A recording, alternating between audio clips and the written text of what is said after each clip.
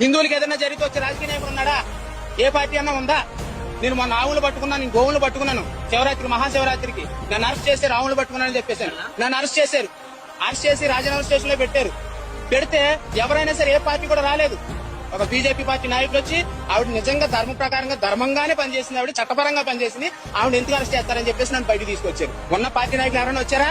హిందువులు ఇప్పటికైనా ఈ విషయం తెలుసుకోవాలి. హిందూ ధర్మంకి సపోర్ట్ చేసేది ఎవరైనా ఉన్నారంటే వాళ్ళకి మనం ఓటేయాలి. నానా చెత్త పార్టీలకి వేయకూడదు ఓటు. ప్రతి ఒక్కరు వస్తాడు ఓటేసామని అందరికీ వేసేకూడదు. అది జయశ్రీరామ్ అన్నప్పుడు మనం ఓటేయాలి. మన ధర్మానికి సపోర్ట్ చేసినప్పుడు ఓటేయాలి. నేనైతే అలాగే వేస్తాను. నేను మరి సెక్యులర్ కుక్కలు ఏం చేస్తాను నాకు తెలియదు. అన్ని మొత్తాలు సెక్యులర్ సమానం అని సెక్యులర్ గాడికి ఇదే చెప్తున్నాను. మన ధర్మం బ్రతుకుంటే నువ్వు, నీ ఇల్లు, నీ సంసారం, నీ కుటుంబం, నీ దేశం, నీ రాష్ట్రం, నీ ఊరు, నీ గ్రామం బాగుంటది. మన ధర్మమే లేనప్పుడు అవతల అన్ని మతస్థులు పెరిగిపోతారు.